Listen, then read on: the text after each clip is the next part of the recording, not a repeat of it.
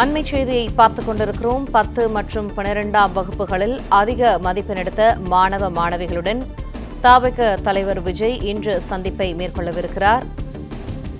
மாமல்லபுரத்தில் நடைபெறும் நிகழ்ச்சியில் பங்கேற்க நீலாங்கரையில் உள்ள வீட்டிலிருந்து தவிக கட்சித் தலைவர் விஜய் தற்போது புறப்பட்டிருக்கிறார். அந்த காட்சிகளை பார்த்துக் கொண்டிருக்கிறோம். கூடுதல் தகவல்களை எமது செய்தியாளர் முனாஃப் வழங்க கேட்போம். முனாஃப், விரிவான தகவல்களை பகிர்ந்துங்க. 10 மற்றும் 12ஆம் வகுப்பு பொதுத் தேர்வில் அதிக மதிப்பெண்களை பெற்ற மாணவ மாணவிகளை தமிழக வெற்றிக் கழக தலைவர் விஜய் சந்தித்து பாராட்டி இன்று ஊக்கத்தொகையை வழங்க இருக்கிறார். அதற்காக அந்த நிகழ்ச்சிக்காக தற்போது தனது நீலாங்கரை இல்லத்திலிருந்து மாமல்லபுரத்திற்கு புறப்பட்டிருக்கிறார். சரியாக அரை மணி நேரத்தில் அந்த மாமல்லபுரத்தில் நடைபெறக்கூடிய அந்த ஹோட்டலுக்கு அவர் சென்று அந்த பரிசுகளை இன்று வழங்க இருக்கிறார். 3ஆம் ஆண்டாக இந்த ஆண்டும் அந்த நிகழ்ச்சியை நடத்த தமிழக வெற்றிக் கழக தலைவர் விஜய் திட்டமிட்டு அறிவிப்பினை வெளியிட்டிருந்தார். முதல் ஆண்டு ஒரு நாளும் கடந்த ஆண்டு 2 நாட்களும் கல்வி விருதை நடத்திய விஜய் இம்முறை 3 நாட்கள் கல்வி விருது வழங்கும் நிகழ்ச்சியில் தமிழக வெற்றிக் கழகத்தினர் திட்டமிட்டிருக்கிறார்கள்.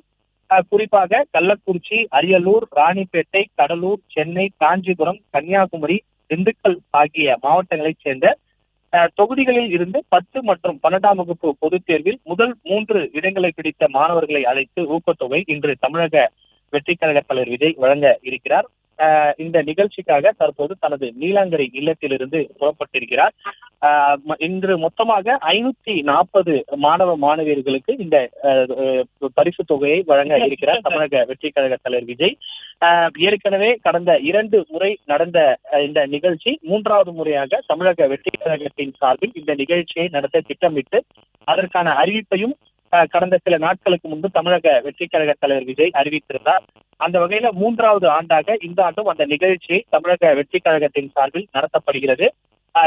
தமிழகத்தில் இருக்கக்கூடிய 234 தொகுதிகளில் 10 மற்றும் 12ஆம் வகுப்பு நடந்து முடிந்த பொது தேர்தலில் முதல் 3 இடங்களில் பிடித்த மாணவ மாணவர்களுக்கு நேரில் அழைத்து அவர்களுக்கு பாராட்டு சான்றிதழை வழங்கி பரிசு உதவித்தொகையும் அவர் வழங்க இருக்கிறார்.